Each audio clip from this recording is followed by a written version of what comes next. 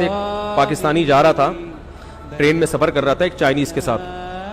تو پاکستانی تاجروں کا دماغ بہت تیز چلتا ہے. تو ایک چائنیز کے مچھر آ کے بیٹھا. چائنیز دنیا کی ہر چیز کھا لیتے ہیں, چائنیز نے اٹھایا اور کھا لیا. اب پاکستان نے بولا یار ادھر تو مچھروں کا بزنس بھی ہو سکتا ہے. تو پاکستانی کے مچھر آ کے بیٹھا, اس نے پکڑا اور چائنیز سے بولا کتنے کا خریدے گا. تھوڑے سے چٹکلے چلتے رہتے ہیں, ان کا موضوع سے تعلق تو نہیں ہے لیکن تھوڑا سا آپ کا دل اس میں لگا رہے کہ وہ ایک جو چوہا جو ہے نا, چوہا, اس نے ایک ہاتھی کو دریا میں نہاتے ہوئے دیکھا. السلام علیکم, خیریت سے آپ؟ تو ہاتھی کو دیکھا دریا میں نہاتے ہوئے. تو چوہے نے ہاتھی سے کہا یار ذرا باہر آنا, کام ہے ضروری. تو ہاتھی نے کہا بھائی میرے لیے باہر آسان نہیں ہے, میں گھنٹوں لگیں گے, میں ہاتھی ہوں, کوئی مذاق نہیں ہوں. چوہے نے کہا نہیں بہت ہی اہم کام ہے, تھوڑی دیر کے لیے آپ کو باہر آنا پڑے گا. اب بیچارہ اتنی مصیبت سے باہر نکلا, چوہے نے کہا بس ہو گیا کام, واپس جاؤ. ہاتھی نے کہا بھائی کیا ٹینشن تھی, مجھے اتنی مصیبت سے نکلا. اور میں, چوہا کہہ رہا ہے بس میں یہ دیکھنا چاہ رہا تھا میرا انڈر ویئر پہن کے تو نہیں نہا رہے تم پہ. ٹھیک ہے نا, صحیح ہے. تو خیر ہاتھی انڈر ویئر نہیں پہنتا. کوئی بھی دنیا کا جانور ایسا نہیں ہے دنیا میں کوئی جو لباس زیبتن کرتا ہو, کیونکہ لباس کا تعلق کس سے ہے؟ تہذیب سے. انسان ہمیشہ سے لباس پہنتا آیا ہے, یہاں تک کہ قرآن مجید میں اللہ نے فرمایا ہے کہ جب آدم علیہ الصلوۃ والسلام سے خطا ہوئی ہے جنت میں, تو اس خطا کے بدلے میں اللہ نے جو سب سے پہلی سزا دی ان کا لباس چھین لیا. حالانکہ وہ دونوں میاں بیوی تھے, حضرت آدم اور حوا, لیکن ان میں اتنی حیا تھی کہ فتفقا یخصفان علیہما من ورق الجنہ, کہ جنت کے درختوں کے پتوں سے اپنے جسم کو ڈھانپنے لگے. تو پہلے دن سے اللہ نے انسان کے مزاج میں اور انسان کے فطرت میں کیا رکھا ہے؟ تہذیب. لباس کا تعلق کس سے ہے؟ تہذیب. ایک جاہل پیر تھے, جاہل پیر ہوتے ہیں نا اپنے مریدوں کو بس کھانے کھلانے کی ترغیب. انہوں نے کہیں کدو کی فضیلت پہ بیان کیا.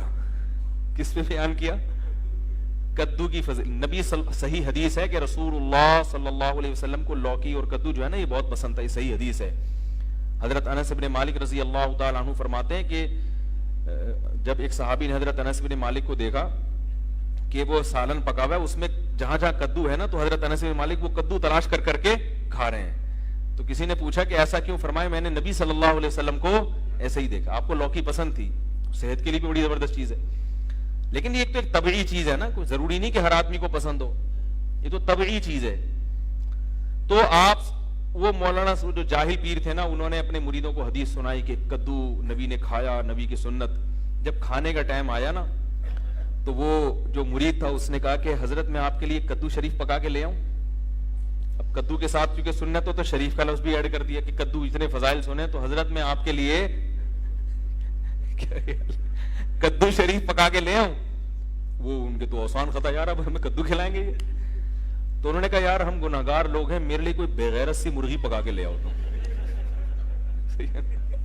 ہم کیا ہیں؟ ہم بڑے گناہگار لوگ ہیں, کدو شریف کہاں, ہمارے لیے کوئی بغیرت سی جس میں غیرت بالکل ہی نہ ہو.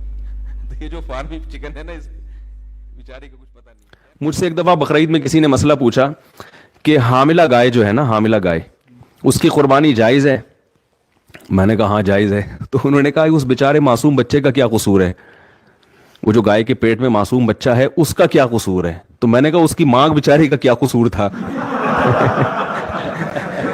جس کو ہم کاٹ رہے ہیں, اس سے اس کو کسی جرم کی سزا دی جا رہی ہے. تو جانور بیچارے کا کوئی قصور تھوڑی ہوتا ہے کہ جو ہم اس کو کاٹ کے کھاتے ہیں. وہ اللہ نے بنایا کس کے لیے؟ ہمارے لیے. چٹکلا سناتا ہوں نا, کئی بار آپ سن چکے ہیں. وہ ایک بچے نے, ایک مس تھی, انہوں نے وہ بچے بیٹھے ہوئے تھے, اسٹوڈنٹس بیٹھے ہوئے تھے, ان سے معاہدے لیے کہ دیکھو بیٹا پکا وعدہ کرو, پکا وعدہ کرو کہ پان گٹکا نہیں کھاؤ گے. انہوں نے کہا میس پکا وعدہ پان گٹکا نہیں کھائیں گے. بیٹا پکا وعدہ کرو چوری نہیں کریں گے. میس کبھی بھی چوری نہیں کریں گے. ہر چیز پہ وعدہ کر رہے تھے, سارے معاہدے کروا لیے, ملک کی خدمت کریں گے, یہ کریں گے, وہ کریں گے, ایمانداری سے جہاں بھی جائیں گے ایماندار. آخر میں کہا کہ بچوں پکا وعدہ کرو لڑکیوں کا پیچھا نہیں کریں گے. بچوں نے کہا پکا وعدہ لڑکیوں کا پیچھا نہیں کریں گے. اب بچوں جو ہے نا اندر وعدہ تو کر لیا. اب مس نے کہا اچھا پکا وعدہ کرو ملک پر جب جان دینے کی باری آئی تو جان دیں گے. انہوں نے کہا دے دیں گے, ایسی زندگی کا کرنا بھی کیا ہے ہم نے. جب جان دینے کی باری آئے گی تو کیا کریں گے؟ جان دے دیں گے. زندگی کو بچا کے کرنا بھی کیا ہے؟ میں تو ایک جگہ حیران ہو گیا. ہم کہیں جنگل میں گئے تفریح کے لیے, تو مجھے تھوڑا سا شوق ہے مختلف لوگوں کا انٹرویو لینے کا, ان کا کلچر کیا ہے. تو میں نے دیکھا کہ اب ہمارے کیمپ کے قریب 2 ذرا ایجڈ سی خواتین تھیں. تو میں نے کہا چلو ان سے تھوڑا سا انٹرویو لوں, یہ خیمے میں کیا پکا رہی ہیں. ہم وہاں قریب گئے تو وہ کچھ مچھلی ڈال کے اور کچھ پکا رہی تھیں. تو تھائی زبان میں ایک ترجمہ کرنے والے میرے ساتھ موجود تھے. تو وہ انہوں نے بتایا کہ یہ مفتی صاحب ہیں, ہمارے عالم ہیں, یہ آئے ہیں, یہ آپ سے انٹرویو لینا چاہتے ہیں. میں نے ان سے پوچھا آپ کیسے رہتے ہیں, کیا کھاتے ہیں.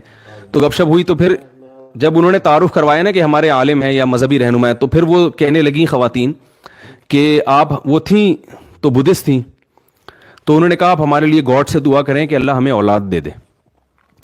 تو میں نے کہا یہ دونوں لیڈیز کے اولاد, یعنی شاید ہمیں سے مراد ہو ان کے میاں کہیں اور رہتے ہوں گے, دونوں کی اولاد نہیں ہوئی. تو میں نے کہا کہ وہ کیا مطلب آپ دونوں کے, یعنی شوہر کہاں ہیں؟ تو پتہ چلا کہ یہ ان کا شوہر ہے اور یہ کیا ہیں. تو مجھے تو, میں نے ان کو, ویسے وہ اردو سمجھتے بھی نہیں تھے, میں نے تھوڑا مزاق کیا. میں نے کہا اسی وجہ سے تو اولاد ہو نہیں رہی. بھائی اولاد کے لیے ایک کا عورت ہونا تو دوسرے کا مرد ہونا, یہ تو دونوں فرشتے بھی کنفیوز ہو رہے ہیں کہ یار یہ کیا مسئلہ ہوا کیا ہے. ٹھیک ہے کہ بھائی ان کو اولاد اللہ کی طرف سے دے کیسے ہم. تو ایسے عجیب عجیب فیشن ان لوگوں کے کہ مرد نظر نہیں آتا اور عورت نظر نہیں آتی. تو اسلام نے حکم دیا کہ مرد ہو تو حلیہ کیسا ہونا چاہیے, یہ نیچر ہے بھائی, مرد بن کے رہے اور عورت بن کے رہے. وہ ایک آدمی کسی کے یہاں رشتہ, بیان ختم ہو گیا, جو جانا چاہیں جا سکتے ہیں. ایک آدمی کسی کے گھر میں رشتہ لینے کے لیے گیا, تو وہ لڑکی کے ابا نے نا, جو لڑکا آیا تھا رشتہ لینے کے لیے, اس کے سامنے چائے اور بسکٹ رکھ دیے. اب وہ لڑکا وہ ڈبو کے کھا رہا ہے نا. تو لڑکی کے والد نے بولا کیا ہے, اس کو تو تمیز نہیں ہے کھانے کی. تو انکار کر دیا رشتے کا. اب لڑکے کو بڑی شرمندگی بھی, بہت افسوس ہوا یار یہ کیا ہو گیا, اور پتہ بھی تھا کہ کیوں انکار کیا. تو باہر نکل کے لڑکی کے ابا سے کہتے ہیں رشتے کا آپ نے انکار کر دیا, افسوس تو بہت ہوا, مگر ڈبو کے کھانے کا اپنا ہی مزہ ہے. ڈبو کے کھانے کا اپنا ہی مزہ ہے, تو وہ تھوڑی چھوڑیں گے ہم. اور حقیقت ایسے ہے, حقیقت ہے, چائے بسکٹ رکھے ہو نا, میرا اپنی ظاہر بھی ہے کہ ڈبو کے کھانے کا شرم تو آ رہی ہوتی ہے انسان کو, لیکن جو مزہ آتا ہے ڈبو کے کھانے میں, وہ بغیر پاپے جتنا ڈبو کے کھانے میں مزہ آتا ہے. تو بسکٹ ہو کوئی بھی چیز ہو, ڈبو کے کھانے کا بہرحال اپنا مزہ ہے. تو اب کوئی بھی, میں کہیں جاتا ہوں نا, کوئی لوگ چائے بسکٹ رکھ دیتے ہیں زبردستی کے کھا وہ لو, تو پھر میں ڈبو کے ہی کھاتا ہوں, اور میں بولتا ہوں بھائی ڈبو کے کھانے کا اپنا مزہ ہے. آپ کو لگے گا مفتی صاحب کیا کر رہے ہیں, بھائی ہم آپ کی وجہ سے مزہ تھوڑی. جب مدرسے گئے نا, تو ایک تو ملا کے لفظ سے بھی ایک وحشت ہوتی تھی, اوپر سے مدرسے گئے تو انہوں نے ظلم یہ کیا کہ ٹینڈ کرانے کا حکم دے دیا. پہلے ہی ہم کالج کی لائن میں, وہ ہر وقت جو ہے نا, وہ کہیں گلاس نظر آتا تو بالوں کی پف بنا رہے ہیں, یہ کر رہے ہیں, وہ کر رہے ہیں. ایک تو اتنی بڑی قربانی دی کالج لائف کو چھوڑ کر, وہ عیاشیوں کو چھوڑ کر. ایک حضرت کا مدرسہ بھی ایسا تھا, 8 طلبہ تھے اس وقت ٹوٹل, کوئی بڑا مدرسہ بھی نہیں تھا. تو اس نے جانا, ایک میں سمجھتا ہوں اللہ نے قربانی لے لی, اور اوپر سے آرڈر کیا آیا کہ یہ کیا کرا دو, بڑا طبیعت پہ شاک گزرا. گھر میں جائیں گے تو گھر والے اور مذاق اڑائیں گے, لوگ بھی, دوست احباب بھی, یار کیا بنا کے. اس لیے میں مدرسوں میں ٹینڈ کرانے کے بہت زیادہ خلاف ہوں. اور یہ جو میں نے بال رکھے تھے نا 8-10 سال زلفیں, یہ اس ٹینڈ کے احتجاج میں رکھی تھی. جیسے ہی مدرسے سے فارغ ہوئے بال چھوڑ دی. لیکن کیونکہ گنجوں کا مذاق اڑایا تو اس کی سزا ہے کہ آج کا بت. خیر وہ ٹینڈ تو میں نے کرائی, دوبارہ رکھ لیں گے بال انشاءاللہ. تو ان دنوں میں جب ہم روزانہ, یعنی ہر تھوڑے دن کے بعد آرڈر آتا تھا کہ ٹینڈ کرا لو, تو ایک دن میں افسردہ بیٹھا ہوا تھا, تو ایک طالب علم تھا, اس نے مجھے ایک شعر سنایا, تو بڑی تسلی ہوئی. شعر اصل میں تو یوں ہے, رضینا قسمت الجباری فینا, حضرت علی کا شعر ہے رضی اللہ عنہ.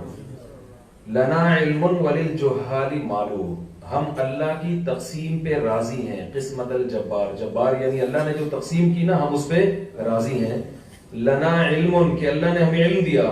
وللجہال مال, اور جو پڑھے لکھے نہیں ہیں ان کو اللہ نے دولت دے دی, یعنی ان کو دولت دے دی اور ہمیں کیا دے دیا, علم. آگے اس کی وجہ کہ ہم کیوں اللہ کی اس تقسیم پہ راضی ہیں؟